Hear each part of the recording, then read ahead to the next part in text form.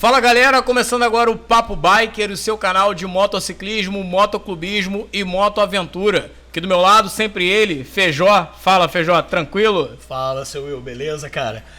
E aí pessoal, tudo bom? Você que quer saber sobre o mundo de motociclismo, você que curte o motociclismo ou não tem a mínima ideia do que é o espírito bike, você tá no lugar certo. Estamos aqui para aprender e ouvir história. Procura a gente nas redes sociais, TikTok, Facebook e Instagram, @papo.biker.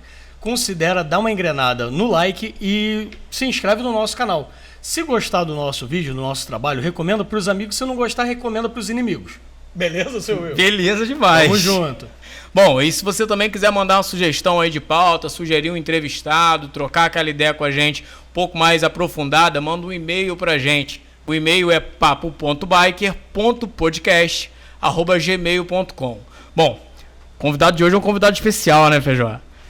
Hoje, o convidado veio de Pernambuco. Veio de longe. Nordeste do Brasil, para quem não conhece. Está em plena viagem pelo país. É membro do Taquara Motoclube de Taquaritinga do Norte, no estado de Pernambuco, fundado em 1999.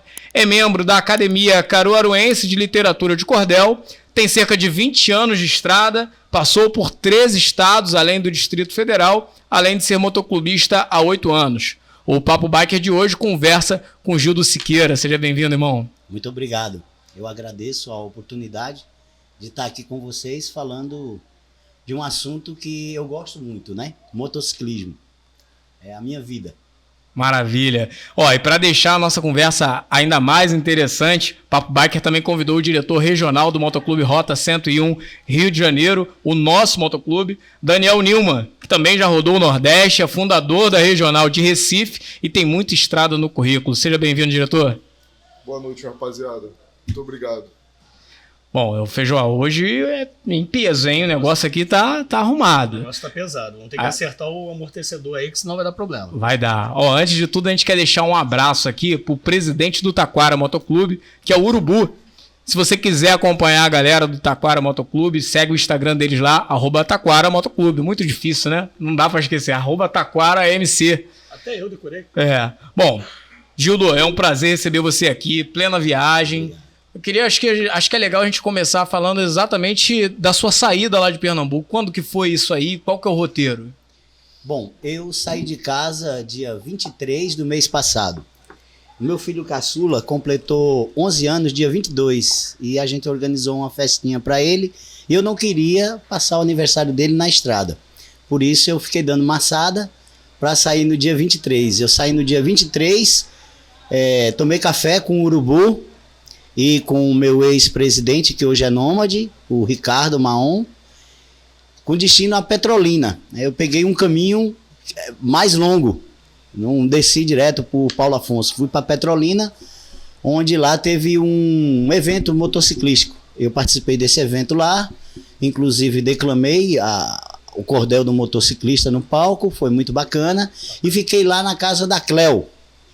A Cleo e o Dinho, eles são Extremos Brasil, que é um grupo que a gente tem, foi fundado em 2020, com o intuito de dar apoio aos motociclistas e triciclistas estradeiros. O lema é apoiador, apoia, apoiador. Pô, que legal, e eu fiquei lá no apoio da Cleo e do Dinho, e eles me deixaram na estrada do outro dia, né? De Petrolina, eu fui para o Morro do Chapéu, na Bahia. Cheguei no Morro do Chapéu à noite, estava chovendo bastante. Eu dormi no Morro do Chapéu, no outro dia eu toquei, fui embora, estrada. Mas peraí, a gente conversava em outro momento, você falou que teve até um perrengue lá no Morro do Chapéu, né? Foi uma dificuldade lá, como isso aí, acho que é legal. Porque tava chovendo bastante, né? E assim, como não tem motociclista numa cidade, quando não tem apoio, fica mais difícil pra gente, né? Aí a gente tem que procurar pousada com camping para poder armar a barraca e tal. Mas sempre acontece, esses perrengues na estrada sempre acontece, né? Faz parte. Aí do Morro do Chapéu eu tirei para o Javi. Antes eu passei por Barreiras, aí fui para o Javi, que é uma cidade também da Bahia. E do Javi eu fui para Brasília. Passei 2 dias em Brasília, no Capital Moto Week, onde eu revi vários amigos que há muito tempo não via e outros que nem há tanto tempo, né? Passei 2 dias em Brasília, no Moto Capital. De Brasília, eu fui para Patos de Minas. De Patos de Minas para lá ainda, rodei 18 quilômetros de estrada de terra para ir e vir. Ainda me perdi na estrada de terra porque eu fiquei sem GPS. Mas, enfim, eu cheguei no rancho do Dr. Tárcio, que é um motociclista raiz. Aí eu fiquei no rancho dele lá, sob o apoio dele. Foi muito bacana, muito legal. A família dele foi me recepcionar. A irmã dele fez uma macaxeira frita muito gostosa. Tomamos aquela caninha mineira, né? A cachaçinha mineira de lei. De lei. E de Patos de Minas, eu fui para Cambuquira. É uma cidade de Minas muito bonitinha. Pequenininha, tem 12 mil habitantes, eu acho. Cambuquira é pequena. Gildo, assim, sem querer te cortar, é que o pessoal fala, quem não conhece muito de motociclismo, né, e motoclubismo, gente que faz parte do meio, a gente fala muito que é uma irmandade, que é algo que jamais visto no mundo, que religião nenhuma traz isso, lugar nenhum no mundo traz isso, que o motoclubismo traz. Diz um pouco da sua experiência em termos de ser recepcionado, como que as pessoas te recepcionam nos lugares que você vai, assim, porque as experiências que eu tive é algo fora do comum, a pessoa nunca te viu na vida, a pessoa sabe quem você é por uma foto de WhatsApp, pela uma conversa de WhatsApp, e a pessoa te trata como se já te conhecesse desde a criança. É verdade, né? É verdade. Não, com certeza tem essa história no currículo, não tem não, Gil? Tem, ó, a Cleo não me conhecia. Foi uma indicação. Ok?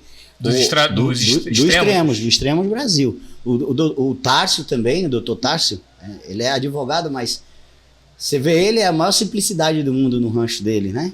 Também foi indicação do coronel Mauro Alves, foi quem fez a indicação. Cambuquira também foi indicação de Extremos. Então o pessoal abre a porta da casa deles assim para nós e é uma emoção muito grande que a gente sente, né? Que a gente se sente realmente em casa, a preocupação deles com a gente, né? Dona Aninha lá de Cambuquira, ela é motociclista, o esposo é motociclista, os filhos são motociclistas, então é uma família de motociclistas, né?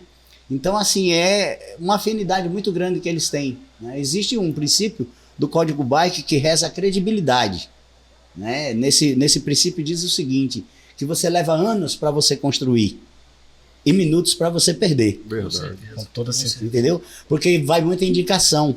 Quando uma pessoa abre a porta para Gildo Siqueira, ou para Nilman, ou para Fabinho Duval, ou para Henrique, para qualquer motociclista, mais ou menos ele sabe da trajetória do motociclista. Porque existe ovelha negra em todo meio. Sim. Existe ovelha negra em todo meio. Porém, no motociclismo, tem menos. Porque existe uma seleção natural. Os motociclistas sabem com quem pode contar, quem é quem. Por isso que fala a irmandade. E é por isso que nem todo mundo fica. Porque nem todo mundo tem que ficar, né? Porque não é a praia. Exato. Não se cria. A própria pessoa se... É a seleção natural. Eu gostei Exatamente. dessa frase, né? Seleção natural. natural. Porque a gente vai trazer para o motociclismo o que a gente é na nossa vida social. Se você é um bom filho, se você é um bom pai, se você é um bom vizinho, se você é um bom amigo, se você é um bom esposo, você vai ser um bom motociclista, se você é bom. Agora, se você é um pai ruim, se você é um péssimo vizinho, se você é um aluno que não respeita o professor, o que você vai levar para o motociclismo? A gente fala assim, parece algo como uma religião, né, cara? É algo que ultrapassa... eu costumo dizer que é indescritível. Eu não consigo... Assim, no seu caso, você ainda teve algumas indicações.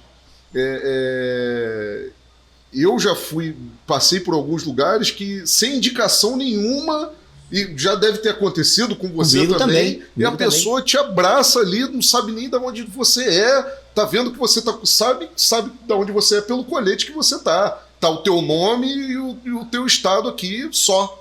E as pessoas te abraçam de uma tal forma, cara, é algo sensacional.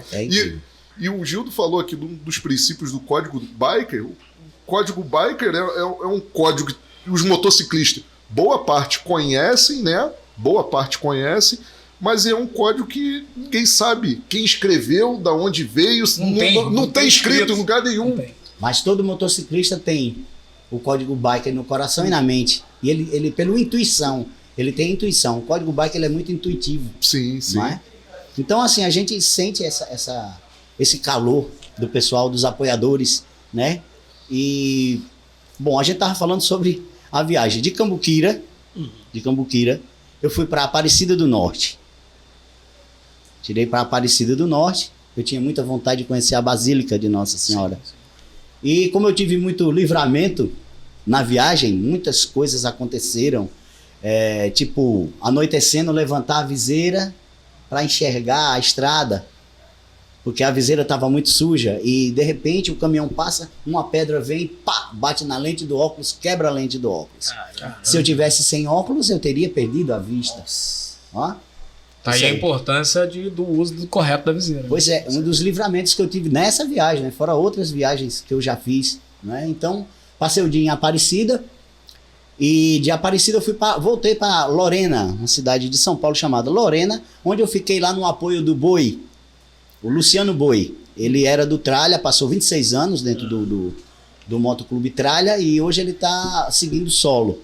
Aí ele me deu apoio em Lorena. De Lorena eu fui para Sumaré, São Paulo, onde mora uma cunhada minha. Passei uma semana lá. Porém, uma semana, vamos dizer assim, muito agitada, porque eu fui para o Leme, um evento no Leme, fui para Hortolândia 2 vezes, e fui para Salto Grande, divisa com Cambará, que é Paraná já. Essa viagem que eu fiz de Sumaré para Salto Grande, eu tinha conversado com um amigo meu, triciclista, Rildo, que fundou o Índios da Taquara, lá em Taquaritinga. E a gente conversava muito sobre essa cidade. Ele sempre me falava sobre Salto Grande, que ele gostava muito da cidade. A filha dele casou com um rapaz de Salto Grande, ele foi visitar a cidade e se encantou com a cidade. Em 2014, eu sofri um acidente onde eu quebrei os 2 braços, quebrei a perna e a bacia. Nossa. É um acidente, na porta de casa, uma besteira. Geralmente é assim, né? Pois o mais grave geralmente é bobeira, né? E eu fiquei acamado e passei quase 1 ano e meio de cadeira de roda. Inclusive, eu fui encoletado de cadeira de roda como membro benemérito do Taquara Moto Clube, né? E o Rildo, ele tinha um problema. Ele era caminhoneiro e ele dava um intervalo muito grande para poder fazer xixi. E ele ficou com câncer na bexiga. Enquanto eu fazia fisioterapia, ele fazia quimioterapia. E ele dizia assim, você vai ficar bom e eu vou ficar bom e a gente vai para Salto Grande. Eu falei, a gente vai para Salto Grande, vamos sim. Eu fiquei bem, voltei a pilotar novamente, porém ele definhou e mudou de faixa, né? Nosso Senhor chamou ele, como diz minha mãe, guardou ele na graça, e eu fiquei muito triste, mas no dia do velório e sepultamento dele eu disse, Rildo, a gente vai sim. Aí quando eu estava em Sumaré, eu lembrei dessa promessa que eu fiz para ele e fui para Salto Grande para homenagear o Rildo. A família dele lá ficou me esperando, foi muito emocionante a minha chegada em Salto Grande, porque eu estava levando a memória dele. E aí de Salto Grande eu voltei, bom. Bacana demais. De Sumaré, Cubatão, São Paulo, Cubatão. Casa da minha irmã, passei 3 dias lá. De Cubatão eu voltei para São Paulo de novo. Uma pergunta aqui que vê que zigue-zague, viu? Quer fazer a pergunta? Os locais que você tinha conversado com ele, que você iria conhecer, você conheceu? Isso, conheci. Conheci a Pracinha do Coreto, conheci a Vila de Pescador, que fica... Conheceram, né? Conhecemos. Conheceram, porque ele estava com ele. Exatamente. A vilinha de pescador, que ele falou que tem uma vila de pescador, mesmo do lado do rio Paranapanema. Aí eu conheci a vilinha de pescador, conheci ao redor de um lago que foi formado lá. O prefeito da cidade está trabalhando muito bem lá, arborizando. E eu conheci esses lugares que ele falou. O coretinho da praça, as árvores que ele falou que tinha um lago, eu me sentei lá. Foi muito bacana mesmo. O mais impressionante foi a vilinha de pescador, do jeitinho que ele falou que era. Né? Que tem uns flutuantes, que tem uns tambores, que quando o rio Paranapanema baixa, ele baixa. Quando sobe, ele sobe. Porque tem que ficar flexível, né? Assim. Caramba, que legal. Bom, de São Paulo, Cubatão, fui para São Paulo novamente. E de São Paulo eu fui para Ubatuba. Fiquei 2 dias lá no Estraia, de Ubatuba eu vim para cá, ele já estava me esperando no meio do caminho, no Nilma. Vocês se encontraram na Costa Verde, Muriqui. Foi isso ou não? Sim. Sim, mas eu conheço o Gildo do Não, se encontraram na viagem. Foi em Costa Verde, Muriqui. Sim, ele veio pela 101, né? Pela Rio Santos. Eu encontrei ele na altura de Muriqui, no Dia dos Pais. Aí encontrei ele na estrada e de lá viemos pra sede, né? Pra gente almoçar junto e tal. Fazer aquela recepção. Gildo, eu tenho certeza que essa altura do campeonato a galera já tá se perguntando qual moto que ele tava rodando. Acho que a galera vai... Muita gente pergunta, né? Que moto você tá? Às vezes pergunta, você tá de carro? Não, eu tô de moto. Qual é a moto? Aí eu falo, um Intruder 125, é o que eu tenho. Exatamente. E isso é interessante a gente falar porque é um tapa na cara de muita gente, né, cara? O cara tá com um Intruder 125, às vezes o cara tem uma moto grande, uma moto bacana e não aproveita. E o cara com a Intruder, assim como outros colegas que têm motos de baixa cilindrada, rodam. Muito. Isso é importante. Gente sabe de histórias, conhece histórias de pessoas que vêm de carrão, às vezes 2 picapes, puxando as motos na carretinha. Chega perto da cidade, para os carros no hotel onde vão ficar, descem com a moto e entram na cidade de moto. Né? E a moto impecável, brilhando. Aí dão uma voltinha na cidade, dão um passeio e depois voltam pro hotel, vão no evento que tem que ir, depois voltam bota a moto na carretinha e vai. Qual a graça de fazer isso? Se o cara estiver de repente com a família e tal, com os filhos pequenos, aí justifica, mas às vezes não é, né? Às vezes é o conforto do cara mesmo. Cara... Uma vez eu ouvi um motociclista falando o seguinte: tem gente que gosta de moto. E tem gente que gosta de andar de moto. Né? Quem gosta de moto, deixa a moto na garagem, lava todo final de semana, deixa ali, brilhando. Anda uma vez no ano, né? E se gaba quando diz assim, ó, moto aí tá seminova, cara. Seminova. Não tem 10 mil rodadas. Essa moto é nova demais. O cara é esse boca, não tem 10 mil rodadas. Esse é meu pretexto. Falando em 10 mil, fica suja porque eu falo que ou eu ando ou eu limpo. Então, tipo assim, não, tô andando, não tô andando nada, tá suja mesmo. Tem que ser suja. Tá só suja mesmo. E nessa brincadeira aí, já rodou quanto na motinha? Bom, essa moto aqui, a 2011, ela virou 2 vezes o rodômetro, né? Tá com 45 mil agora. Ela rodou 2 vezes. Na outra, eu tinha uma outra 2014, uma pretinha. Eu rodei 98 mil na outra. Intruder também? Intruder também. Aí vendi numa brincadeira. Eu falei que ia vender a moto para ganhar o mundo e teve um amigo meu que já tinha as fotos dela e apresentou pro cara que eu nem conheço. Aí o cara perguntou quanto era a moto, né? Eu dei o preço lá em cima. O cara falou, manda o Pix que a moto é minha. Aí eu... Ué, não colou. Fazer o quê? Eu tava com 2, aí eu vou continuar com a Maria Mijona mesmo. Você tem que parar e fechar a gasolina, senão fica pingando. Fica pingando, por isso que o nome dela é Maria Mijona. Né? Então, e a outra tinha o nome também? A outra ela chamava de Trudinha mesmo. Trudinha. É o padrão, né? Já vem batizado de Trudinha, né? E te perguntar, essa viagem que você tá fazendo agora, eu tentei acompanhar, mas eu te perdi na Bahia. Ah. Quanto tempo que você tá fazendo essa jornada toda? Bom, eu saí de casa dia 23 do mês passado. 23 de julho. Julho, a gente tá hoje 15, né? 15 de agosto. 15 de agosto hoje. Então tá indo pra um mês já de pista aí, né? Tá rodando bem. Rodando bem. Tipo assim, ficar uma semana aqui, uma semana mas tá comendo asfalto, maneiro isso. No começo do ano eu fiz uma viagem, janeiro para fevereiro. 3 motociclistas que passaram 7 meses na estrada. O Fabinho Duval, o Pato de Borracha e o Henrique. Aí eles passaram por Taquaritinga. Passaram 3 dias lá com a gente, conheceram um pouco a cidade. O Pato de Borracha levou 2 quedas logo no primeiro dia. Estrada de terra. E o Fabinho falou, Gildo, vamos andar? Bora dar uma volta? Eu falei, vamos dar uma volta. Aí a gente passou 10 dias viajando. Fizemos o Nordeste e eles ficaram em Paulo Afonso, na Bahia. De Paulo Afonso eu voltei para casa. Tinha um pessoal dos Calabá Estradeiro de Alagoas que que estava indo para minha sede. Eu fui recepcionar eles e tal. E também pagar umas contas, fazer uma graça com a mulher, com o cachorro, com o menino. Agradar todo mundo, né? E depois eu subi para Belém do Pará. Passei mais 15 dias. Que eu fui para Belém, passei 5 dias em Belém, 3 em São Luís. E saí andando ali no delta do Parnaíba, né? Barreirinhas, Lençóis Maranhenses, Chapada da Armesa. Aí fui para Lagoas de Jericoacoara, Jijoca de Jericoacoara. Maravilhoso, já fui. É uma vista mais incrível que a outra, né? O Brasil é lindo demais. Brasil é lindo. Paulo Afonso, tem que conhecer é lindo. Paulo Afonso. É lindo demais, lindo. Penedo, aquele catamarã de Penedo em Alagoas. Penedo em Alagoas.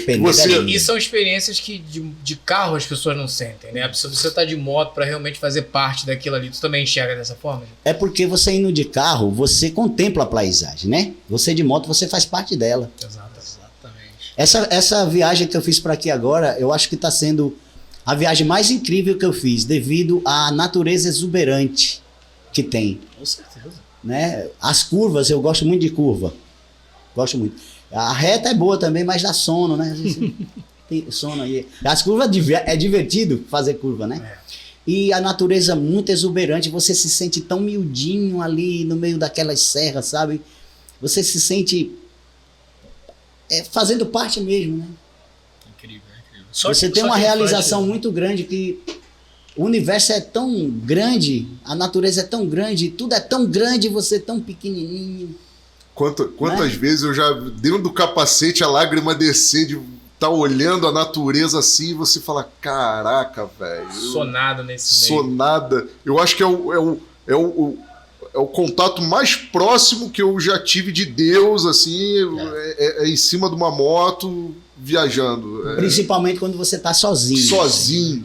Não, você se sente vulnerável pra caramba a tudo. Você dependente. Você fica dependente completamente do Supremo. E é o que você falou da religião. Cara, tu quer um reencontro maior com uma divindade, com uma coisa assim.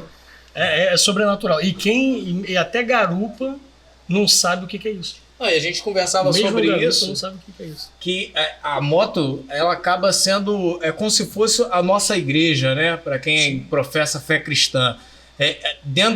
Quando você sobe na moto, é o momento que você se conecta com Deus ou com outra entidade que a pessoa cultue. Porque é o momento que ela tá ali no capacete pedindo proteção, ela tá ali conversando, ela tá ali batendo papo com o pai, ou seja, com quem que ela entenda como Deus. E isso é interessante. Você faz uma mototerapia ali, né? O vento vai levando teus problemas, a chuva vai levando a sua alma. Verdade, meu vai. Eu recomendo.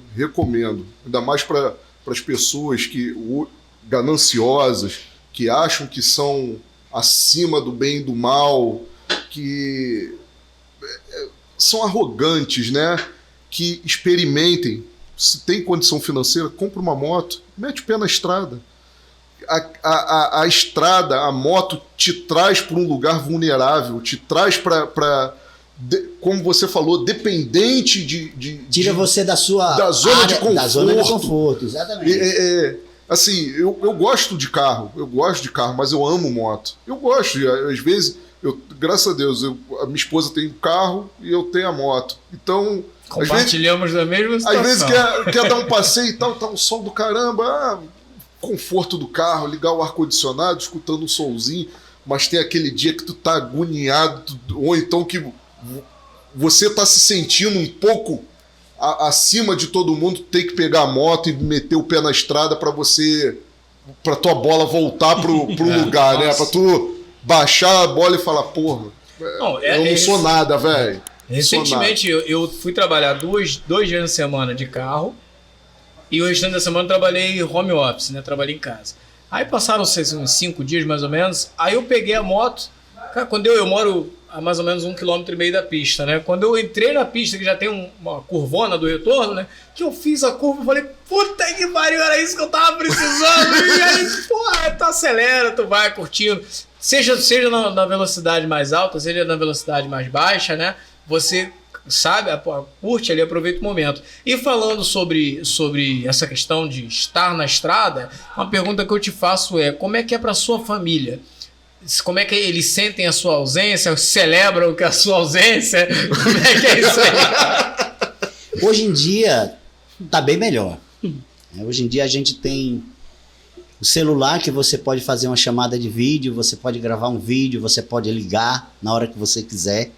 Hoje em dia isso é menos, né? Antes era pior, né? Antes você tinha que ligar para Telp ou para Telepará, dependendo do estado que você tivesse, né? Para o mensageiro ir lá na casa e dizer: Dona Socorro, Gildo vai ligar para a senhora meio-dia, para a senhora estar lá na cabine. Caramba.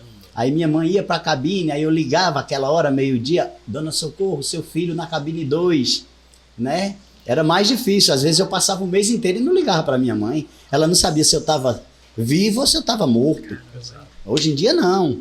Hoje em dia eu falo com minha esposa, com meus filhos todo dia. Então isso aproxima muito. Não tem aquele abraço, né? É uma das coisas assim que eu acho mais difícil na estrada. Eu criei um grupo aqui para acompanhar a minha expedição e o Edvan perguntou qual era o perrengue maior, né? A maior dificuldade que eu sinto na estrada. Eu acho que tem chuva, tem sol, tem perigo, tem tudo. Agora, quando bate a saudade, cara, sabe, a saudade do... É um contraponto, né? Porque você tem uma rotina em casa que todo dia você leva o filho na escola, ele desce da moto, te dá um abraço: tchau, filho, te amo. Tchau, pai, te amo. Até mais tarde você vai ver. Ele tem aquela rotina todo dia do abraço e tal. E você na estrada, você passa dias e dias e não tem um abracinho dele. Então, eu acho que a saudade de casa é uma coisa que aperta muito. Pior de que chuva, pior de que sol, pior de que frio. E olha que eu passei um frio arretado por aqui, viu? São Paulo tava Rapaz, fazendo frio. São Paulo, cara, tava de cortar de faca, meu amigo. Não, parado ali, né? Ainda mais quando tá em movimento, frio aumenta muito mais. Parado ainda tudo bem, mas quando você começa a rodar, se você não tiver bem agasalhado... Quarto dobrado. E olha que não fez tanto frio assim como prometeu, né? Eu não sei qual foi quando você passou lá, mas pelo menos aqui no Rio, né? Talvez eu esteja falando besteira. Aqui no Rio, julho, por exemplo, não fez frio nenhum dia, aqui na capital. Ou eu tô enganado? Eu acho que agosto, o outono fez um frio danado aqui, que a gente nunca tinha visto. Mas junho e julho não fez tanto. Mas São Paulo deve ter São Paulo fez mais, 6 graus. Aí. Teve um dia que eu peguei agora, 9 graus lá. 6 graus, foi em julho. 6 graus na rodovia. Julho, que é o momento do... Apesar que pra gente carioca aqui, velho, 22 graus é frio. Pô, tá botando cachecol e outros 22 graus é frio. 20 graus, eu tô de moletom, quando eu fui pro Nordeste, que eu morei lá em Pernambuco, lá, cara, eu não usava casaco. Às vezes eu vi o pessoal usando casaco, eu falei, cara, não faz calor, não faz frio. O pessoal do sul quando vem aqui, né? Vê a gente aqui, pensa que a gente tá turistando. Mas lá também não é quente igual aqui. Não é. Aqui é quente pra raio. Dizem que pior do que o Rio é só Cuiabá. Não sei se é verdade. O pessoal também fala muito de Porto Alegre, que eles chamam de Forno Alegre. No verão lá dizem que é muito quente. Não, o Nordeste tem lugares que são quentes, sim. Piauí, né? Teresina, Piauí. Quente. Eu nunca fui em Piauí, mas todo mundo que eu conheço que já foi em Piauí, velho. Fala a mesma coisa. Mas tem lugares que tem microclima, né? Por exemplo, a minha cidade, ela fica em cima de uma serra, no Agreste Setentrional, e é fria. Triunfo é frio. Que legal. Curioso. Entendeu? Garanhuns é frio. No Nordeste, é porque o pessoal que não conhece o Nordeste, né, acha que o Nordeste é quente. Então é só tudo. Não. Tem cidades tipo Petrópolis, que é Gravatá, que é um clima. O pessoal tem casa dizem que é a sobe a serra. Né? É um clima mais ameno, né? É igual o sul. O pessoal fala o sul é frio. O sul não é frio. O sul faz frio no inverno. As outras estações são bem determinadas. Tanto que no verão lá o pessoal não aguenta. Eles viajam e tal. E aí você pensa, verão que é 20 graus lá, 25. Não, o verão dos caras é quente. Só que o frio predomina, né? Na estação inverno predomina, e a gente tem a ideia de que lá é frio o ano todo, mas nem sempre. Garanhuns faz um frio da porra, né? Eu adoro frio, porra. E deixa eu te fazer uma pergunta. Seu motoclube, fala um pouquinho sobre ele. Bom, o Taquara Motoclube, ele surgiu quando o Marco Loureiro, o Marconi Luiz e Aldo de Amaro Caboclo, os três estavam em Campina Grande num encontro de moto, no Motofest, e viu o pessoal fazendo inscrição. E como é que a gente vai fazer para inscrição se a gente não tem motoclube? Aí surgiu a ideia deles do dia lá de fundar um motoclube. Isso em 99? Em 99. No dia 15 de outubro de 99. Aí conversa vai, conversa vem, mas rapaz, Taquaritinga, vamos botar Taquara mesmo. Vamos botar Taquaritinga Motoclube? Taquaritinga é muito comprido o nome. Vamos botar Taquara? Aí colocaram o nome Taquara Motoclube. Nosso motoclube vai ser Taquara Motoclube. Então são os fundadores do Taquara Motoclube, são Marco Loureiro, que a gente chama com ele Fuba, o Aldo de Amário Caboclo e o Marconi Luiz, que hoje é nômade nosso, né? Bacana. Ele é um dos nômades da gente, é o Marconi Luiz. Então surgiu com essa ideia deles, entendeu? Aí depois teve a segunda formação, né? Foi quando estabeleceu realmente como uma instituição. Aí vieram os membros sócios, né? Aí veio o Ricardo, veio o Carlinho, veio o Adriano, uma galera. Eu já sou da terceira. Terceira geração. Eu já sou da terceira leva do Taquara Motoclube. Meu filho é mais antigo de clube do que eu, Nimai. Ele entrou primeiro que eu. Eu conheci gente boa demais, Nimai. Porque assim, eu tenho um costume de dizer assim, que eu lambia o mel pelo lado de fora da garrafa. Entendeu? Eu não sabia o que era motoclubismo, o que era motociclismo em si. Porque eu rodava com colete liso, uns bottoms. E não me interessava muito. Na verdade, eu acho que eu era meio nojentinho. Mas depois eu comecei a ver as ações do pessoal, via como funcionava. Aí meu filho entrou no Taquara. Eu andava com os meninos, mas eu não tinha compromisso. Não queria compromisso. Frequentava o clube só. Ajudava. Tanto é que eu recebi a honra de membro benemérito quando eu fui encoletado. Com a honra de membro benemérito quando eu entrei, entendeu? Pelos serviços que eu prestava para o clube. E ainda presto hoje. O que precisar, a gente tá para ajudar, entendeu? Então foi assim que surgiu o Taquara Motoclube. Taquara Motoclube. E ele tem alguma outra facção, alguma outra regional? Só? O Taquara Motoclube, ele é assim, um clube que a temática dele não é de expansão. Uhum. Ele não tem ideologia de expandir, como, por exemplo, Cruz de Ferro, que a gente vê No Limit, que o João Cabelo fundou, né? E o Brasil inteiro tem No Limit. Como o Bode do Asfalto, que tem muita facção. Não, o Taquara Motoclube é um clube de amigos que não tem vontade de expandir. Não é o objetivo. Não é um objetivo. Para uma pessoa ser encoletada no motoclube, ele entra como um amigo do Taquara. E deixa eu te fazer uma pergunta. Nessas suas andanças aí, a gente está falando de milhares de quilômetros, vários estados, você viu muitos motoclubes. Qual a sua visão do motoclubismo lá no Nordeste, especialmente em Pernambuco? Qual a diferença dele para as outras regiões, para os outros estados? Tem uma diferença muito grande? É a questão da cultura. É a questão da cultura que também abrange o motociclismo. Quer queira, quer não, porque a gente está lidando com pessoas. Exato. Então, lá no Nordeste, as pessoas são mais dadas, elas são mais abertas, são mais espontâneas. E o pessoal do Sul é mais reservado. A única diferença que eu vi foi essa. Mas não é a questão do motociclismo de lá e do motociclismo de cá. É a questão da cultura das pessoas mesmo. Assim, pegando um gancho que você falou, a gente que costuma falar sempre disso. O motociclismo e motoclubismo, eles são paralelos, né? Eles são paralelos. Não são... Muitas pessoas confundem. O cara usa o colete e tal, é motociclista. Cara, todo motoclubista, ele é motociclista. Mas nem todo motociclista, ele é motoclubista. Exatamente. Então, motociclista, eu na minha concepção, o cara não precisa de colete. Ele está buscando liberdade. Ele está buscando estrada, passear, então não tem por que ele botar um colete, motociclista independente, motociclista alguma coisa, e eu não vejo essa necessidade. De repente ele quer botar um colete, bota o nome dele, o tipo sanguíneo, né, que é importante na estrada, mas eu acho que não tem necessidade de botar um escudo. Porque a gente que é motoclubista, a gente sabe o valor que tem um escudo, né? O brasão, o que significa pra gente um brasão.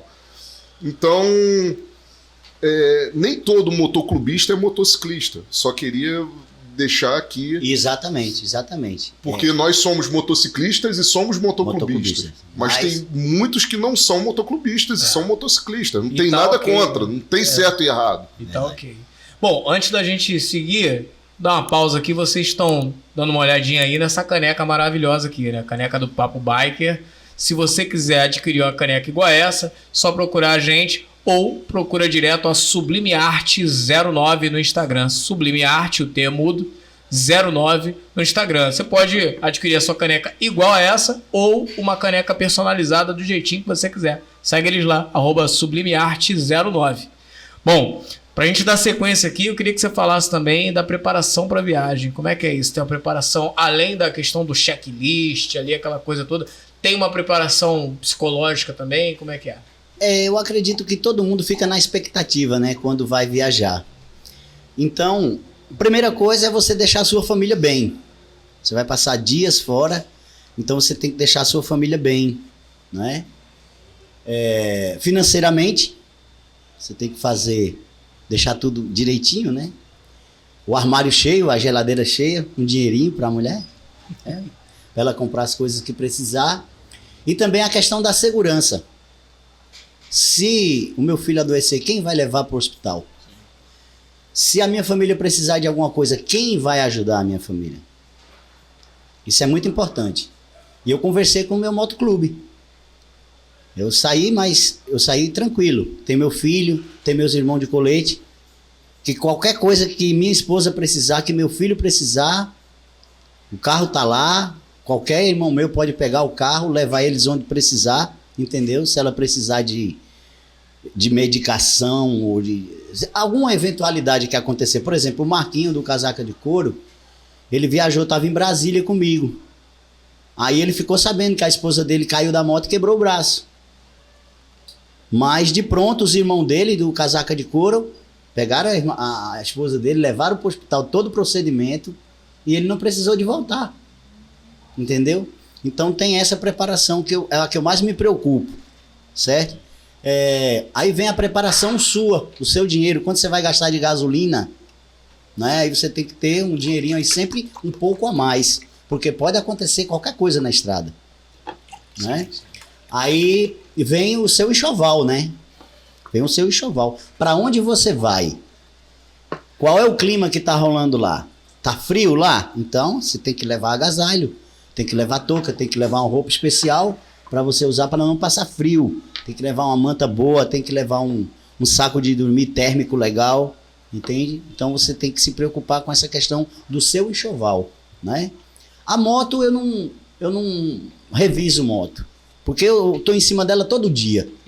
Então eu já sei o que ela precisa. Já tá atualizado. Já né? tá, e assim, eu sempre ando com um jogo de tração, ando com fita de freio, pastilha, as ferramentinhas, uma vela de irídio, tá lá, se der qualquer problema já coloca, entendeu? Tem irmão que roda com cola seca se furar o pneu. Acho que nesse ponto é até bacana ter uma moto de manutenção mais simples, né? Porque se fosse uma moto mais carenada, ia dar um trabalho maior. Né? Não, e vem a questão da eletrônica, né? A moto, quanto mais eletrônica ela tiver, mais complicado a questão dos sensores e tudo, sim, não é? É mais complicado. Mas o fusível pode deixar a pé. É uma moto carburada. Embaixo aí, eu tô injeção eletrônica. Agora você falou que tem que trazer isso, tem que trazer aquilo, mas tu não falou o principal. Tem que trazer como é que é o negócio, um saco de ovo. Como é que é esse negócio aí que ele carrega na moto? Que é isso, cara? Um saco de ovinho ali. É um saco de ovo, ele carrega um saco de ovo. Bom, porque cada motociclista trata a sua moto, personaliza ela do jeito que quer, né? E assim, a minha moto ela tem uma dúzia de ovo pendurada do lado. Só que o ovo é fictício, é figurativo, não é de verdade. Aí muita gente na estrada pede pra palpar os ovos. Tem a ventania, né? Como é que é? É figurativo, o feijão não engaja. Falou ia palpar o ovo, feijão. Fiquei emocionado. Tem outros adereços, né? Tem outros adereços também. Tem a cabacinha do lado, Tem a cabacinha. Que é pra colocar o chumbo, que é pra colocar no bacamarte e dar tiro, né? O bacamarte foi ótimo. Aí tem uns bonequinhos também que eu coloquei. E aí você vai pegando o vento nos ovos ali. Levando o vento nos ovos. Essa é muito boa, né, cara? E chama atenção, a galera fica curiosa, isso, né? Esse é o intuito. É por onde você for passando, nas cidades que você for passando, primeiro que já é um pouco esquisito aquele monte de tralha na moto, barraca, colchonete, tudo, né? Já chama a atenção. E tem esses adereços que eu coloquei que o pessoal acha bacana rir. Então eu gosto, porque o pessoal ri. Então eu acho que eu tô fazendo bem pra eles. Você já viu os ovos dele, cara? Por isso que você tava aí. Já. Até falei com ele. Falei, pode dar uma palpada. Ele falou, ó, cuidado que pode aparecer uma linguiça aí no meio. Aí eu... Começa a se chocar, já pensou? Aí eu, porra... Eu acredito que fora do Nordeste deva chamar mais atenção ainda, né? Aqui no Sul chama mais atenção. Pessoal, olha que baianada é essa, né? Tem também uns bonequinhos de pelúcia que eu coloquei, que era do meu filho, ele não renunciou, que ele tá crescendo. E eu coloquei na moto para lembrar dele e também para chamar a atenção das crianças. As crianças gostam muito de olhar. Legal. Elas botam a cabeça pro lado de fora do carro e ficam olhando assim, né? E dando risada. Isso as tem crianças preço, são né? Diverte. Né, vão pra parte de trás do carro, ficam olhando ali, mexendo contigo. E é gostoso porque traz duas sensações boas pra gente, né? Uma é o que a gente tá presenciando, outra é que acho que a maioria vai se lembrar quando era criança e fazia isso também. Com certeza. Isso me lembra minha infância, na janelinha do carro lá dando tchauzinho e tal, é bom demais, né, cara? Coisa que só o motociclismo proporciona pra gente, né? Uma dessas você tá incentivando alguém a ser motociclista com verdade, você, cara. Certamente. Porque, cara, na verdade, muitas pessoas querem ser como nós, mas não tem a coragem que a gente tem. O vô Alexandre fala isso. Vontade de muitos, coragem de poucos. Boa. Exato. Boa frase, isso. Ótima frase. Dá vontade de botar no colete essa.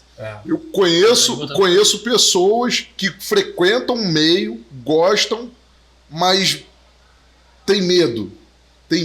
Não sei o que acontece. Não sei porque eu não tenho essa falta de coragem, né? Você também não tem. Deve ser mídia, essas coisas todas, séries, filmes. Eu acho que é o medo do desconhecido, né, cara? Eu acho que a pessoa sair da zona de conforto. Porque a pessoa pensa, cara, pô, o Judo tá aí rodando, se ele quebrar? Às vezes a pessoa não sabe da marca, quem não é de motoclube. Porra, quem vai dar assistência? Mas não é? E às cara, vezes mas até os perrengues, todos nós já passamos perrengues, até os perrengues são legais. Na hora tu fica na merda, mas depois tu lembra, tu fala, caraca. Cara, assim, tem uma viagem que eu fiz com meu pai, que eu era moleque. Meu pai me ensinou a pilotar moto com 9 anos de idade. Teve uma viagem que eu fiz com ele para Trajano de Moraes, aqui interior do Rio. Nós fomos numa ML. O pneu, daqui para lá, o pneu furou acho que umas 3 vezes. Na volta furou mais umas 4. Ele levou uma bombinha de ar e tal. E na volta não tinha mais câmera, não tinha nada. Nós arrumamos uma casa de bicicleta. Ele encheu uma câmera de bicicleta no pneu e viemos embora. Isso já em Friburgo. Cara, nós viemos pra cá. A câmera de bicicleta ficou no pneu dianteiro da moto ainda. Aí passamos frio, passamos perrengue, mas, cara, eu lembro disso, assim, conto pros meus filhos. Ensinou eles a comprar a câmera não recondicionada. Né? Pneu sem câmera. Abraço, seu Hamilton, onde quer que o senhor esteja. Abraço, seu Hamilton. E essas coisas, né, que ele tá falando, foi o que o Feijão falou, acaba moldando as novas gerações, né? Teu filho com certeza já vai estar comprando a moto dele assim que tiver a idade para isso. Eu acredito. Inteira. Meu filho também, porra, adora, cara. Ele adora. Às vezes eu sou separado da mãe dele, aí quando chega o momento de pegar ele já me diz, papai, você vai vir de moto, né? Vai vir de moto. Aí. Porra. Aí eu falo, vou, mas não vem com 3 mochilas não fica complicado. Aí vai, amarra aqui, amarra ali, sempre traz a porra toda, traz um monte de brinquedo, traz negócio. E se amarra, cara. E daqui a pouco ele vai vir com a moto dele pra vocês andarem juntos. Eu não vejo a hora, cara. Eu não vejo a hora. Eu só não ensinei ele ainda a pilotar minha moto, porque eu sei que ele não aguenta ainda que a moto é pesada. Mas assim, eu não vejo a hora, cara, dele subir na motinha dele, entendeu? E da gente tocar uma estrada junto, tocar uma viagem, um acampamento. Isso aí são coisas Maneiro. Eu queria ter vivido isso com meu pai, eu falo isso com ele. Eu falo, pô, meu pai não anda de moto. Meu pai gosta, agora tá vindo aqui, de vez em quando tá aqui com a gente. Mas meu pai não sabe andar de moto. Aí eu falo pra ele, cara, eu queria ter vivido isso com meu pai, cara. De viajar, de porra. Eu tenho certeza que quem tá ouvindo isso aqui, que já viveu essa experiência com o pai, porra, não tem preço. Tem preço não. Imagina. Tem mesmo. E quais são os planos pro futuro, cara? O que você tá pensando aí? Além de voltar pra Pernambuco, claro. Quer dizer, você tá pensando em voltar pra Pernambuco? Eu preciso de Engenheiro voltar, tá de né? braços abertos aqui pra você, hein? Eu preciso de voltar para casa, né? Dizem que o bom da ida é a volta. Opa! Eu preciso de voltar, mas Se agora... deixarem você ir, né? Que estão aqui querendo no te Rio parece que jogaram aprender uma aqui. escola E assim, eu pretendo voltar para o meu trabalho de novo, né? Que eu já estou também querendo me aposentar. E o meu futuro é moto. É viajar de moto, continuar rodando de moto nos lugares que eu já fui, revendo amigos, e nos lugares que eu não fui, fazendo novos amigos, né? Eu tenho um filho menor que ele vai crescer também, vai acompanhar o irmão. O meu filho mais velho, ele é tesoureiro do nosso motoclube há 6 anos já. Ele já tá com... Ele é mais antigo de clube do que eu, na verdade. Como é que é o nome dele? Nimai.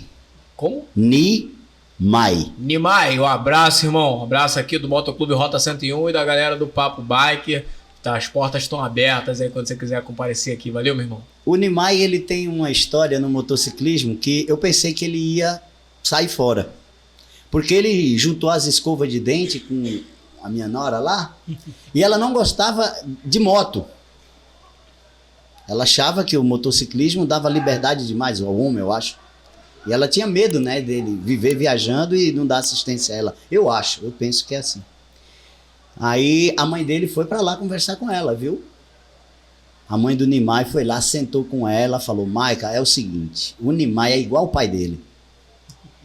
Ele gosta de moto, gosta de viajar, tem esse lado dele, mas fique tranquila. Ela foi explicar o que era o movimento motociclístico para minha nora, né? E ela sentiu muita segurança nisso. Passou o tempo, ela foi se acostumando nas idas e vindas de Nimai, andando comigo também, viajando e tal. Eu sei que hoje ela é motociclista, ela vai trabalhar de colete, volta de colete, comprou uma moto. Que legal, hein? Anda ele numa moto, ele anda numa Teneré, ela anda numa Crosser 150. Maneiríssimo. Ela é gerente de farmácia. Ela vai pra farmácia de colete. Que legal. Chega lá, tira o colete e bota a farda. Quando ela vai sair da farmácia, tira a farda, bota o colete e vai pra casa de colete. É isso aí. Tá certo, Então, é a nossa certíssimo, segunda sim. pele. Tá né? certíssimo. Então ela entendeu o espírito da coisa, entendeu? Então o Nimai, ele tem essa história já no motociclismo já de entrada, E né? o muito importante, muita gente passa por esse tipo de situação, é justamente saber conversar, saber convencer e saber ceder. Porque a primeira coisa que a pessoa pensa em falar é: a moto ou eu? Os teus amigos do motoclube ou eu? Vai perder. Vai perder. São anos de tradição, são milhares de motoclubes e motociclistas para tudo quanto é lado. E Cara, é uma não dá pra paixão, comparar né? isso. É uma paixão. Exatamente. É uma paixão. Que na maioria das vezes vem antes dela. Paixão que Exatamente. já existia Então na vida do é melhor cara, fazer né? parte. É. Imagina- E quando ela faz parte, se apaixona também. Pois é. Isso é o que eu ia falar. Se for o que aconteceu com Exatamente. ela, É. assim, se der uma chance, vai se apaixonar pela irmandade e tal. Do mesmo jeito que a rapaziada tá reunida, tem um monte de mulher, de amigo, de irmão, que vai estar junto com ela ali. Ela não vai estar no meio de homem E só. é família. Família. É família. Hoje em dia está mais desmistificado isso. Porém, ainda existe resistência. Muita gente vê a gente tatuado de brinco, de caveira, de preto. E tem esses. Esse pessoal aí de barba também, não sei porquê. Né? Mas Então, aí acho que é por causa do cabelo grande. Ó. Não, tá. aí associa a imagem do motociclismo a uma coisa pejorativa, a uma coisa má. Mas quando entende, principalmente quando tem entendimento do código biker, aí desmistifica tudo. Hoje em dia tá melhor, antes era mais. É por isso que eu tenho um grande respeito pelos motociclistas de vanguarda. Que essa galera que tá aí, esses setentão, essa galera que passou, que hoje o motociclismo é por causa deles. Exato. Verdade. Esses nômades aí, eles desbravaram, eles foram humilhados, eles foram perseguidos, muito preconceito em cima As deles. autoridades também em cima, né? Entendeu como é que então? Então, essa galera, cara, presto reverência pra eles. Com certeza. Entendeu? Porque eles fizeram uma estrada que a gente agora tá rodando nela. Eles desbravaram, né? Foram os bandeirantes aí do motociclismo. E assim, quanto mais a gente sabe, mais a gente sabe que a gente não sabe de nada. Exatamente. Né? Porra, só sei que nada sei, mandou, hein? Mas cara, porque, verdade. Porque quando o cara é ignorante total, eu sei de tudo. Cara, quanto mais você aprende, mais você estuda, mais pessoas você conhece, você vai falando, cara, eu não conheço nada, eu não sei nada. Eu tenho muito o que conhecer ainda. Tem muito o que conhecer ainda. Tem humildade. Tem. A humildade é a base de tudo. Pronto, a gente tava falando sobre Intruder. Eu tô rodando na Intruder aí, né? Ah, rapaz, você tá andando num Intruder sozinho, um 125. Aí eu fico pensando, poxa vida, e as mulheres que andam de moto? Tem uma irmãzinha lá em Cotia, chama Eulália Estradeira. Ela fez o Brasil inteiro e 6 países no Intruder, sozinha. Ela é uma mulher, ela é desse tamanho assim, ó. Mais ou menos quantos anos hoje? Ela? Hoje é. Ela tem 40 anos hoje. Ela é educadora. Então, assim, eu vejo a Eulália andando de moto, eu até comentei com ela, eu disse, olha, neguinha, eu me inspiro em você é a minha inspiração para mim andar de Intruder. Porque se você pode fazer tudo isso sendo uma mulher sozinha, eu também posso. Entendeu? Então você é o que me inspira para mim rodar de moto. E eu conheço pessoas que rodam em cinquentinha. Verdade, a gente sabe de história. O índio da No Limite de Sertânia, ele anda numa cinquentinha. Pop 100, o Geleia, passou... Rodou, foi lá pra casa. O Geleia e a Natália foram de Pop 100. Eles têm o canal deles lá e tal, né? O Beda Monteiro, né? Que foi, o Beda, acho que de São Paulo para o Olha o exemplo dele. Foi numa Krypton 115. Diga aí. Aí voltar aquela... Vamos voltar, que a gente estava falando de moto, né? Às vezes o cara tem um puta motão, uma Harley, uma GS, uma Mirage. A Mirage. E, cara... Os caras não rodam, né, velho? Os caras não rodam. É o espírito de motociclista, né? Não tem cilindrada, né? Como tem um trabalho meu de literatura de cordel que ele fala sobre isso. Depois a gente vai falar sobre isso. Vai falar disso agora, exatamente. E tem gente que, assim, por exemplo, que me conhece aí, minha profissão, eu sou engenheiro, então eu converso com algumas pessoas que não conhecem o meio e tal, e que às vezes eu falo e... O motoclubismo, o motociclismo me abre portas para um trabalho, em qualquer lugar. Só me abre portas. Eu não tenho nada que falar mal do motociclismo nem motoclubismo. E o pessoal fala, pô, mas é aqueles motões, né, e tal. Eu falei, cara, basta você ter uma motinha, 125, não precisa... Não, mas vocês vão viajar, pô, eu vou de 125. Eu falei, cara... Ninguém ali tá postando corrida. A gente tá andando em comboio. Tá um defendendo a vida do outro ali. A velocidade cruzeiro é da moto de menor cilindrada. Então, se a sua moto anda a 70, vai todo mundo a 70. Não tem essa. Eu, quando eu tô encabeçando o comboio, o pessoal fica até puto comigo. Porque enquanto eu não ver no meu retrovisor o último, cara, eu não acelero. Eu vou a 60, 70, 80, e o pessoal, o cara não anda. Porque eu me preocupo com o último lá. Não sei o que está acontecendo. Eu tô lá na frente, eu tô de ponta, não sei o que está acontecendo. E às vezes um comboio grande, a gente já andou em comboio aí de mais de 20 motos, então tu não consegue. Quando eu vejo o último, aí eu fico um pouco mais tranquilo. Aí eu piso um pouquinho mais, na reta e tal, mas o pessoal fica pau. Porque tem gente que...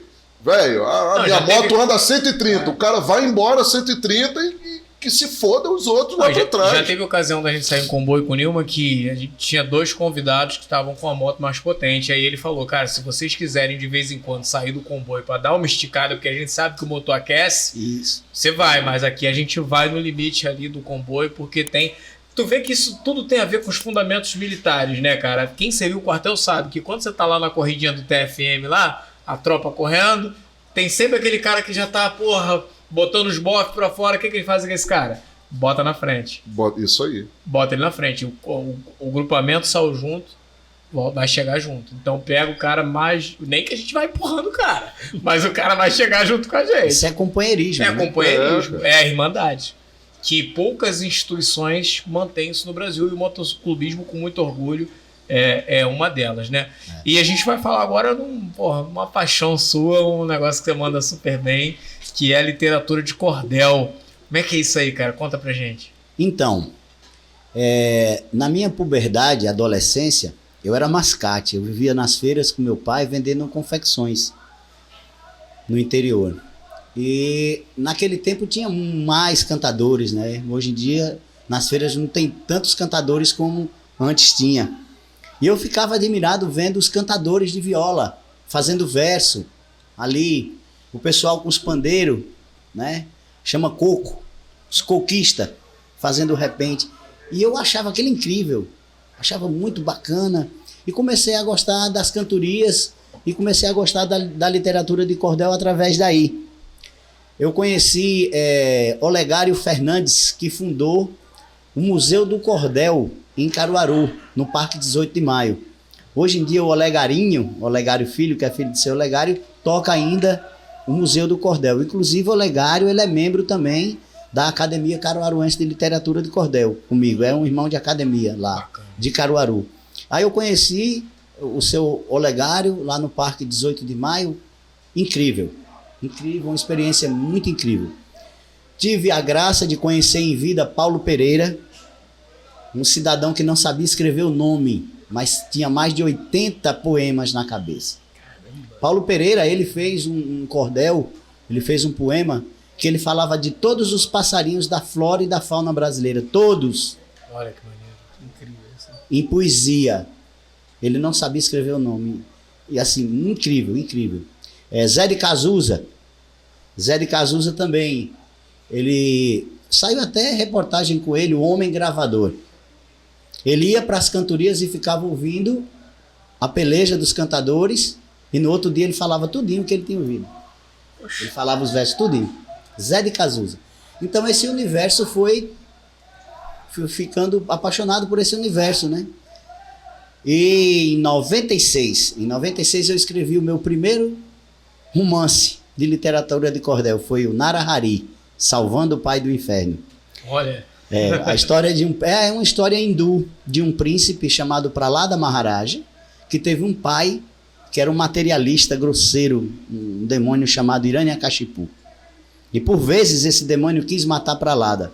Só que Prahlada era um príncipe que ele era muito humilde. E ele era muito dedicado às coisas de Deus. E ele conseguiu ser protegido por Deus, né? E o resto está no cordel. Se eu contar aqui, ninguém compra. Aí em 96 eu escrevi o meu primeiro cordel. E daí em diante eu comecei a fazer rimas. Tem alguns que eu não editei. Tem muita coisa em casa.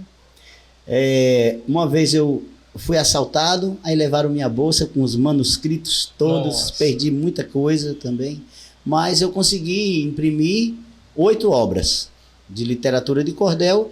E eu viajo com literatura de cordel. Quando a coisa está muito pesada mesmo, que eu estou sem grana, é encostar a moto no posto de gasolina e pedir para o frentista para fazer o trabalho, né? E oferecer na janela dos carros a literatura de cordel para o pessoal comprar. E você envolve o motociclismo na literatura? Sim, eu tenho 2 trabalhos. Um eu escrevi em 2018, o outro eu escrevi em 2019. E esses trabalhos, eles me renderam... Olha que bacana aí, ó. Você ficou interessado em conhecer um pouquinho mais aí da literatura de cordel. Esses 2 trabalhos aqui, juntos, me deu a oportunidade de usar como ferramenta numa palestra que eu ministro, chamado Palestra Cordel Falando sobre Trânsito. Onde eu faço a apresentação, falo sobre o meu motoclube, porque eu ministro de colete. Isso aí. Né? Já tive a oportunidade de ministrar essa palestra em escolas, um curso de formação de mecânico, e recentemente em Taquaritinga, dia 15, uma semana antes de eu viajar, eu ministrei essa palestra num espaço cultural que a gente tem lá em Taquaritinga, no Centro Comercial Demétrio Paz de Andrade. É a Casa do Cordel. Lá a gente tem um espaço para expor, para que o pessoal leia, para que o pessoal compre. E nesse mesmo espaço tem um palco fixo. E nesse palco a gente traz cantadores de viola, traz poetas, e a gente faz recital de poesia de vez em quando lá. E esses trabalhos aqui eu uso nessa palestra, a Cordel falando sobre trânsito. Esse em especial aqui, ele fala sobre o motociclismo. Posso recitar? Com toda certeza. Então, o poeta diz assim: o motociclismo é irmandade, o motociclismo é paixão, o motociclismo é um lema que se traz no coração, virou estilo de vida da experiência adquirida, respeito e consideração. O motociclismo é a liberdade de se escolher o caminho, e nessa longa estrada ninguém nunca está sozinho. O colete e o brasão identificam o irmão que é tratado com carinho. Daí a importância do colete, né? Exato. Não importa a cilindrada, o estilo ou o modelo, o ano de fabricação ou se o pneu está no pelo, a química logo acontece, todo mundo se parece, da barba ao cabelo, né? É um bocado de velho feio danado, né, Fabrício? De novo feio também. Tamo aí. A arte de pilotar vai brotando logo cedo, na flor da juventude já se supera o medo. E os amigos de outrora, às vezes vão embora, ficam só os de folguedo. Quantos amigos a gente já não perdeu nas estradas? Hã? Recentemente em Caruaru eu fui para o enterro de Diogo. Ele saiu com o Kelvin para ir para Garanhuns. E os caras tentaram roubar a moto do Diogo. Eles aceleraram, foram embora e o cara atirou no Diogo. A bala transpassou o pulmão dele. Ele ainda conseguiu chegar no posto, mas foi chegando e morrendo. Ele, pô, lá foi muito emocionante. Ele falou: poxa, Gildo, eu saí com ele e não consegui voltar com ele. Péssimo. Às vezes acontece isso, né? Ficam só os de folguedo, que é aqueles amigos de farra, né? Motociclismo é lazer, alegria e descontração. O motociclismo desparece, alivia a tensão, é terapia anti-estresse. A tristeza desaparece e faz bem ao coração. Para simples locomoção no dia a dia da cidade ou em passeios de domingo com sensação de liberdade, o motociclismo está presente, envolvendo muita gente, sem preconceito de idade. Nas festas e nos encontros que o motociclismo promove, a alegria é garantida para aquele que se envolve com esse estilo de vida tão alegre e descontraída que até os males remove. Quando vejo um motociclista ao qual não fui apresentado, usando o seu colete, sei que ele é honrado, aumenta o meu respeito, sei que ele é direito, por isso foi coletado. Motociclismo é disciplina, educação e honestidade. Se tiver alguém de moto bagunçando na cidade, é somente um motoqueiro perverso e arruaceiro revestido de maldade. Boa! Muito bom, muito bom. A diferença de motoqueiro para motociclista. Não, você resolveu bem demais. Nem todo piloto de moto desenvolveu a consciência. Muitos andam no trânsito e não têm a paciência de enxergar no seu irmão que precisa de atenção, carinho e benevolência. Se quer ver uma festa boa, e além de boa, bonita, basta você assistir festa de motociclista. Nunca mais vai esquecer, pois nela tem o que ver, é coisa de encher a vista. Aos amigos motociclistas, deixo aqui meu moto abraço. Espero que apreciem este poema que faço. A todos eu quero bem. Sou motociclista também, respeitando o meu espaço. Muito bom, muito bom. Esse é o do motociclismo que eu escrevi em 2018. 2019, em junho, eu escrevi falando sobre trânsito. Esse aqui é mais específico, que fala sobre as leis de trânsito de maneira rimada. O cordel, ele tem muito isso. O cordel na escola, por exemplo, ele funciona como material didático, porque a criança, ela se sente atraída. Ele é efetivamente didático, né? Não é? E não é chato, não é enfadonho.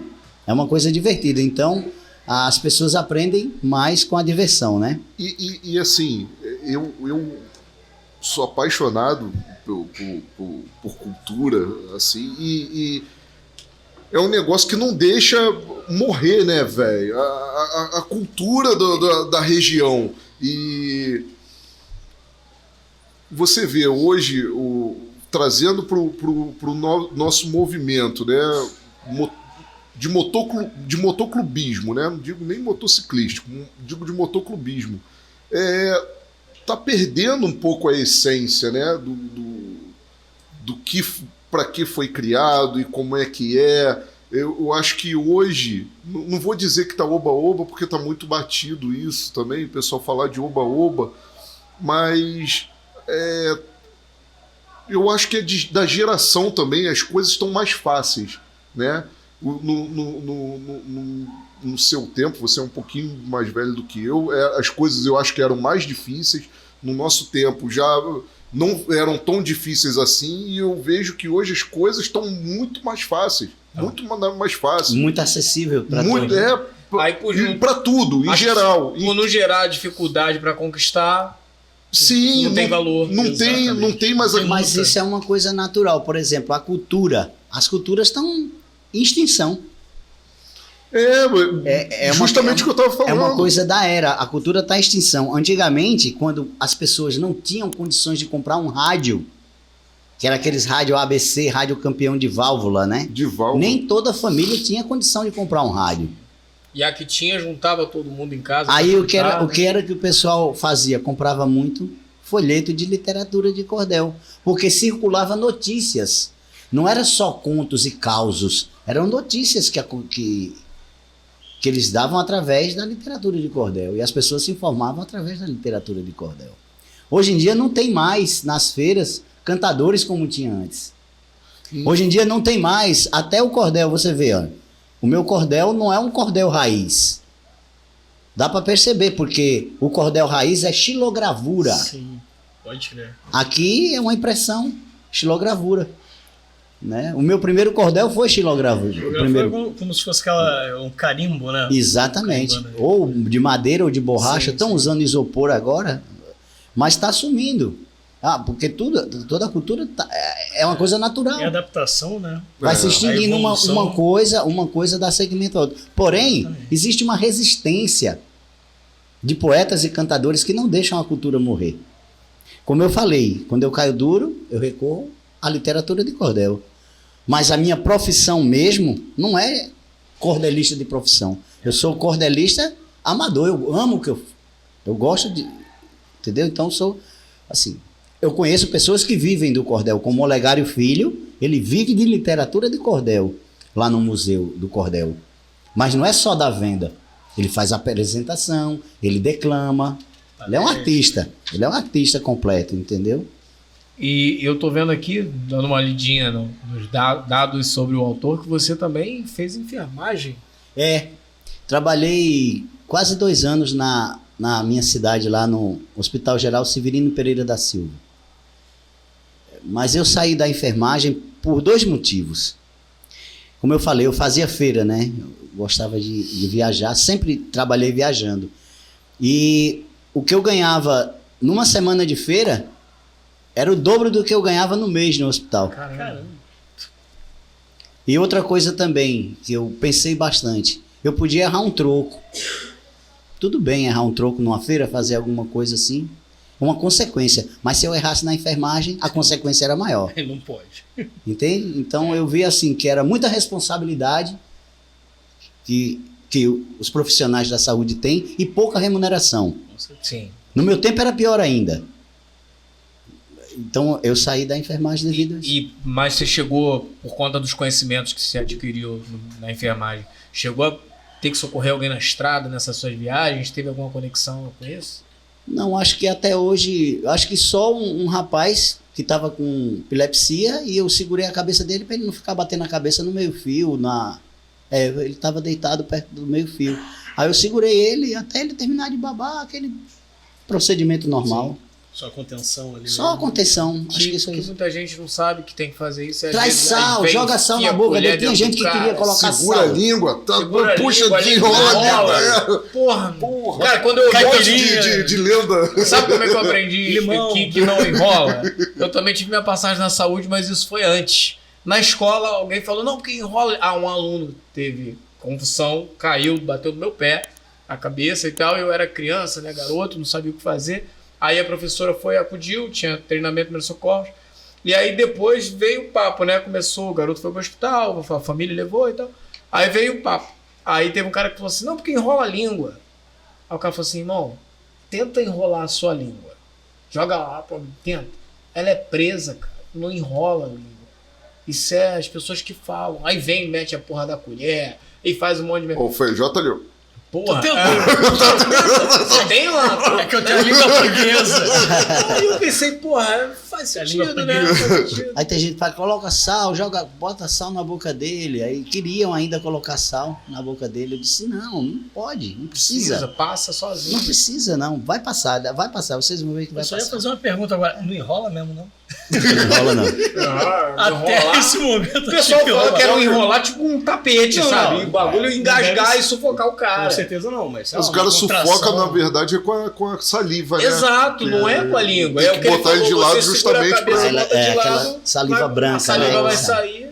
Treinamento simples que pode salvar a vida de uma pessoa. Mas vamos mudar de assunto aqui. Eu queria que você explicasse também o significado dos seus pets aí no teu colete. Bom, esse aqui é do Motoclube. É o primeiro, né? Do Taquara Motoclube. Esses dois aqui é do escotismo, que eu sou escoteiro. Bacana. Um abraço aí pra galera do escotismo. É, sempre alerta, galera, sempre alerta.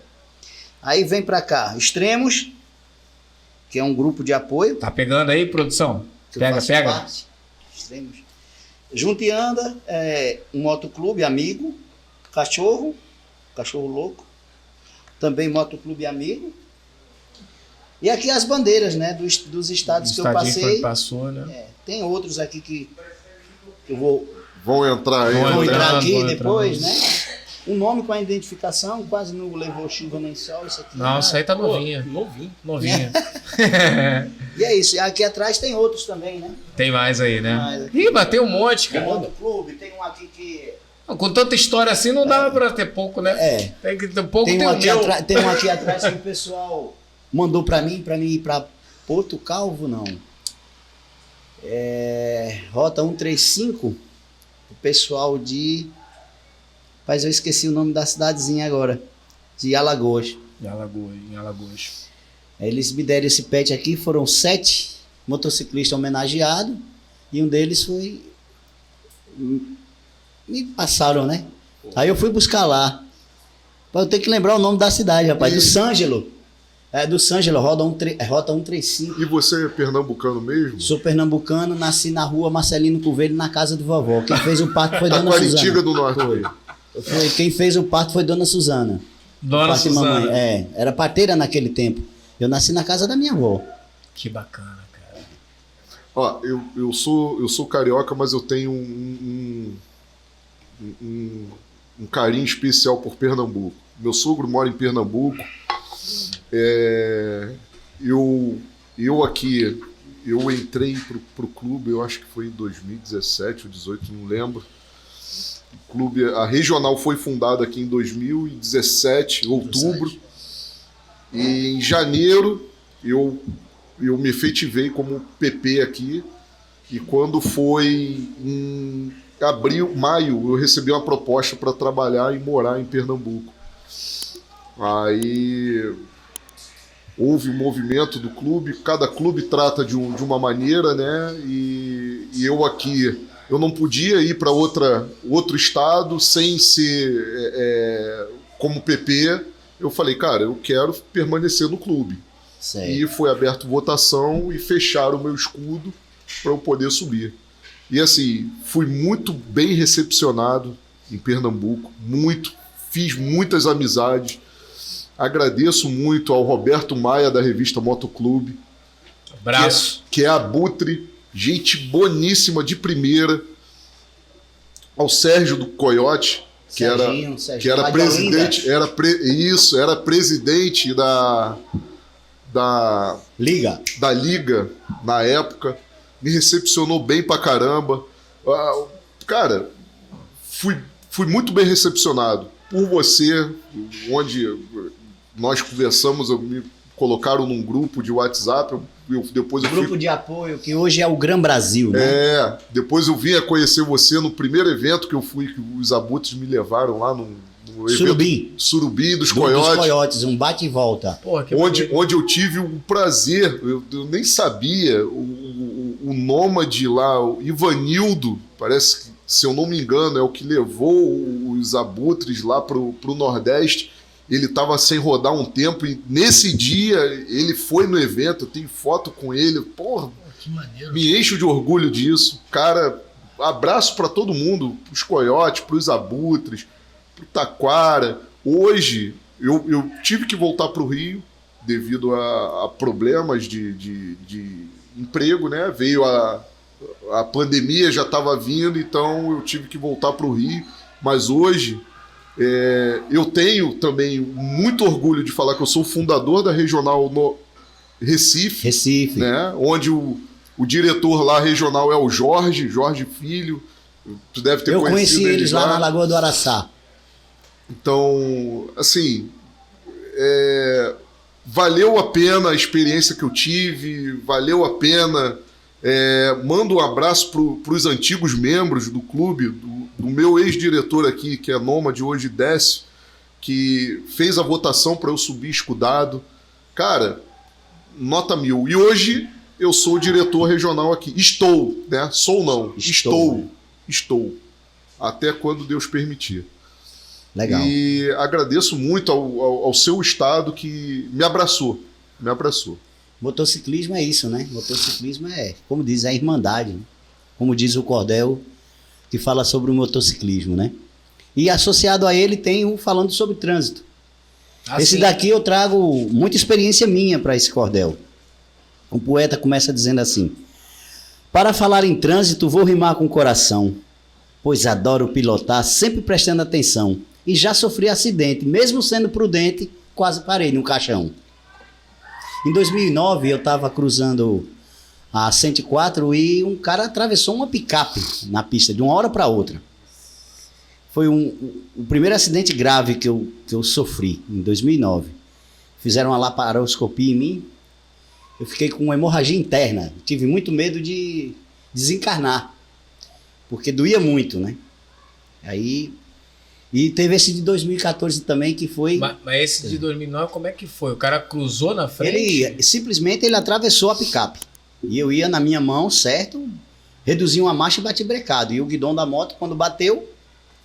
Bateu de lado, pegou na barriga. Pegou no abdômen e esfolou por dentro, né? Aí, hemorragia interna. Então eu trago... Atingiu qual órgão? Sabe?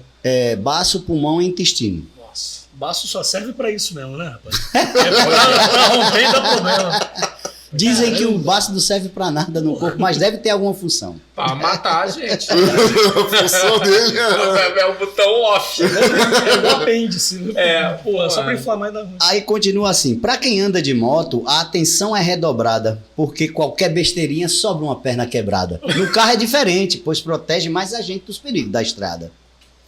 Todo cuidado é pouco na hora de ultrapassar, calcular bem direitinho se com a distância vai dar. Medir a velocidade com muita capacidade para não se atrapalhar. Ultrapassagem é uma coisa muito perigosa, principalmente para mim que ando de 125. Lembrar sempre que o trânsito é um jogo de sinais, prestando atenção na frente sem perder quem vem atrás e ligar o pisca avisando para onde vai entrando, pois é assim que se faz. A maioria das fechadas é porque o pessoal não liga a seta, né? Mesmo o carro velhinho tem que ser revisado. Nada de caminhão com o stop apagado, respeita a sinalização, senão vira confusão e fica tudo atrapalhado. Quando for transitar em pistas de rolamento, tomar cuidado nos trevos e esperar o momento de entrar na sua vez, se mostrando cortês ao que diz o regimento. Ter sempre um motociclista em seu campo de visão. Não deixar o ponto cego causar uma colisão, protegendo o ser vivente, ninguém aqui é diferente, e ali vai nosso irmão. Quem anda de moto também deve tentar respeitar. Os motoristas precisam de uma faixa para andar. Olhe o seu retrovisor e buzine, por favor, na hora de ultrapassar. O mais importante, porém, é a sua velocidade. Não ande feito doido pelas ruas da cidade, pois não dá para frear quando quiser parar e houver necessidade. Todos juntos se esforçando por um trânsito mais humano, cada um faz sua parte, que daí não tem engano. Mas se for relaxado e andar por aí errado, vai acabar se ferrando. Se for beber, não dirija. Chame o amigo da vez, para não se arrepender de algum mal que fez. Ao dirigir embriagado, você pode ser multado e acabar no xadrez. E assim, muito bom. Esse é o Falando sobre Trânsito, que associado com o do motociclismo rendeu palestra a Cordel falando sobre trânsito. E quem quiser adquirir os seus trabalhos, como faz? Pega diretamente comigo, então dá uma ligada, né? No verso tem aí meu telefone, 819-9907 3559. A produção também vai estar colocando isso aí na edição, o pessoal vai poder estar acompanhando o nomezinho aí, o número do WhatsApp aqui. Quem tiver interesse, quem quiser dar uma força aí também, né, que é importante. Qualquer coisa. Você manda para qualquer lugar do Brasil? Mando. Entrou em contato, combina direto e a pessoa recebe na casinha dela lá direitinho. Cara, isso aqui é muito bacana. É uma arte que realmente não pode e não deve ser perdida. Fica o nosso abraço aí para todos os cordelistas, é assim que exatamente, diz, né? Poetas todos cordelistas. Os poetas cordelistas aí do Brasil. O abraço dos seus irmãos aqui do Papo Biker. Aproveitar, né, e mandar um abraço aí pro pessoal da Academia Caruaruense de Literatura de Cordel, o Davi Jefferson, que é o nosso presidente. Né? Mandar um abraço aí para Nelson Lima, que está se recuperando de um AVC, que é quem imprime os nossos cordéis, é Nelson Lima. Para Olegário Filho, mandar um abraço para Jennerson Alves. E Dona Silene, que é uma poetisa, Dona Dilma, também que é poetisa da academia, são as duas poetisas que tem. Tem também um amigo grande que a gente tem lá, que é Rogério Menezes. Ele é repentista, o negócio dele é viola. E ele é cordelista também. Bacana. Então um abraço aí para todos da Academia Caruaruense de Literatura de Cordel. Fica aquele abraço caloroso do Papo Biker. E aí, Feijó? E agora a gente vai para onde? Rapaz, tô perdido aqui no meio desse cordel aí. O papo Queria ler até cordel embolou a gente aqui de uma maneira que agarra a gente isso aqui, ó. O assunto é bom. O motoclube fica onde lá? Em Taquaritinga do Norte. Mas fica onde? A galera quer conhecer, tem endereço de cabeça aí? É só procurar o bairro Zamba na frente do restaurante Gonzagão, no bairro Zamba. E todo mundo sabe onde é a sede do Taquara Motoclube e todo mundo ensina. A cidade é pequena, né? E todo mundo sabe onde fica lá. Qualquer pessoa, todo mundo conhece. Então você, motociclista que tá aí na estrada, tá igual o nosso irmão Gildo viajando aí pelo Brasil, tá passando lá em Taquaritinga do Norte, dá uma passada lá na galera do Motoclube, do Taquara Motoclube, que foi um prazer imenso ter você aqui, cara. Eu agradeço o espaço aqui pra gente falar sobre o Papo Biker, né? Bem sugestivo o nome do podcast, Papo Biker. Massa. É o nosso dia a dia, né? É o nosso Papo Biker que a gente tem aí de norte a sul do Brasil, de leste a oeste, os irmãos se reunindo. Alguma coisa aí, Neumann? Cara, eu só tenho a agradecer. Só agradecer. Eu não tenho... Agradecer a presença do Gildo. Quantas vezes a gente já se falou, né? Eu falei, vier aqui no Rio, aqui, não vai deixar de vir visitar a gente, não.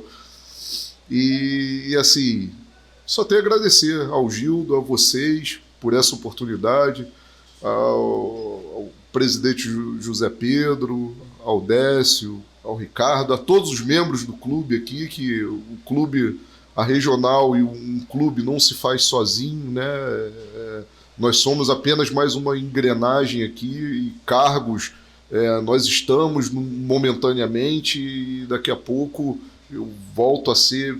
Eu sou mais um, igual ao Feijó, igual ao Will, igual ao PP, igual a todo mundo. Só sou mais um, coletado. É um dos princípios biker, né? Que é a igualdade. Todos nós somos iguais. Todos. Quando uma pessoa fala sobre igualdade, o que é que vem na cabeça? A indumentária que a gente usa, que é a caveira. A gente usa a caveira como um símbolo de igualdade. Quando você vê uma caveira, você não sabe dizer se aquele esqueleto foi de uma pessoa rica ou de uma pessoa pobre, se foi de um hétero ou de um homossexual, se foi de uma pessoa de cor ou se foi uma pessoa branca, né? Se foi um motociclista ou não. Então, esse é o princípio da igualdade.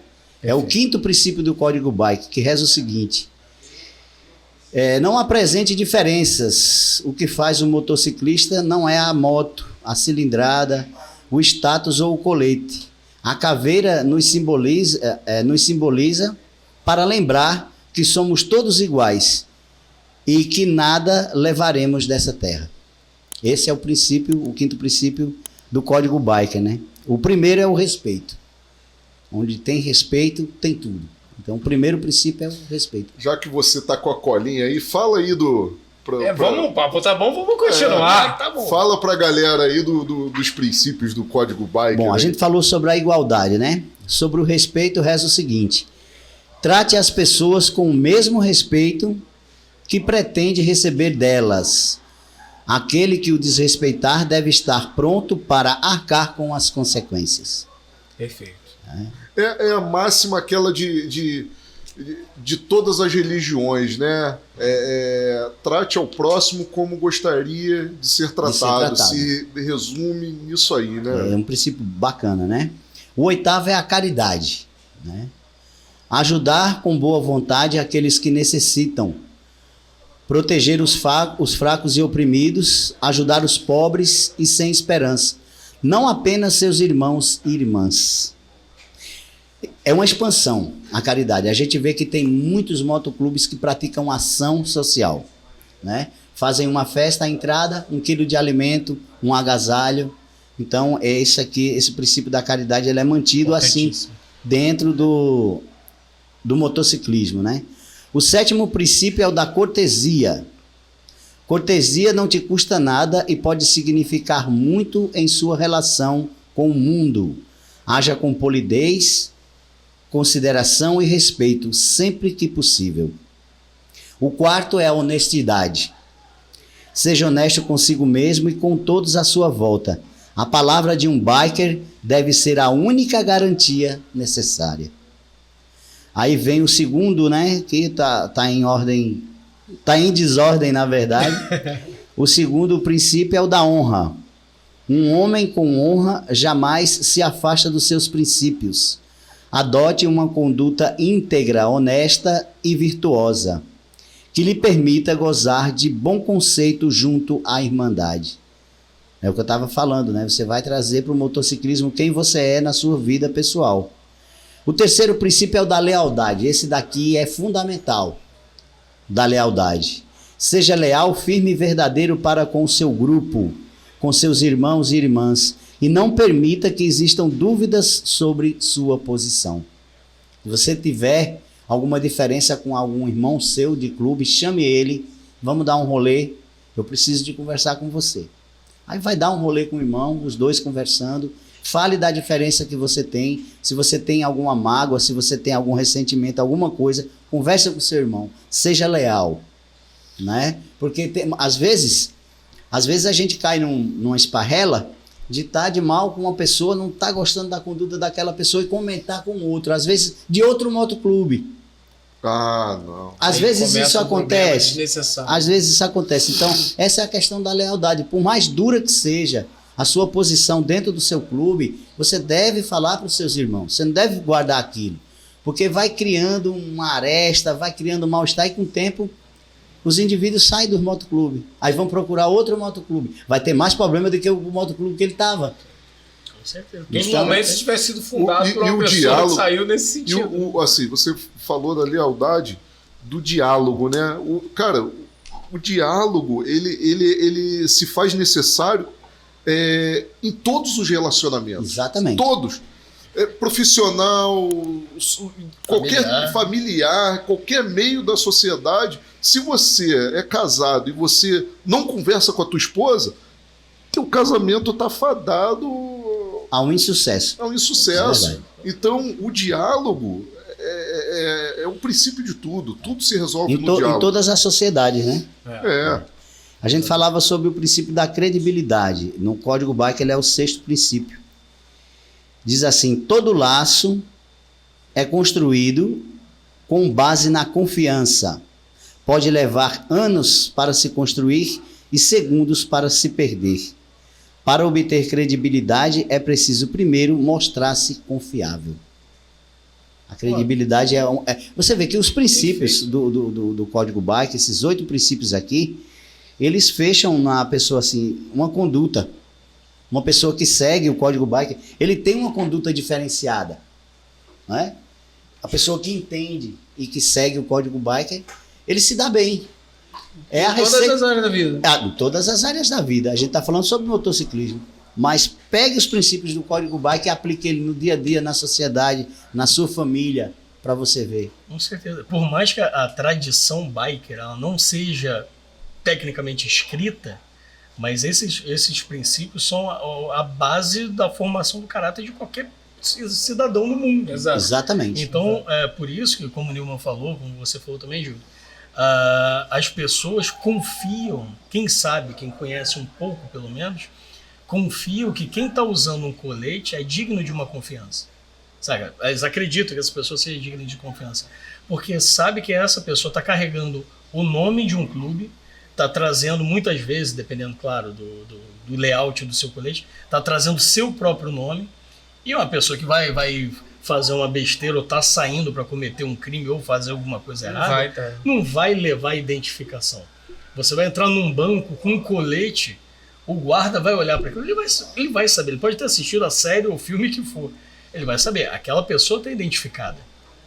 Pode não conhecer a fundo os princípios ou a tradição ou fazer parte dessa cultura, mas sabe que aquela pessoa está carregando o nome de uma família, uma história por trás dela. É um peso, né? Exatamente. E você falou aí da sua nora, né? Que ela usa.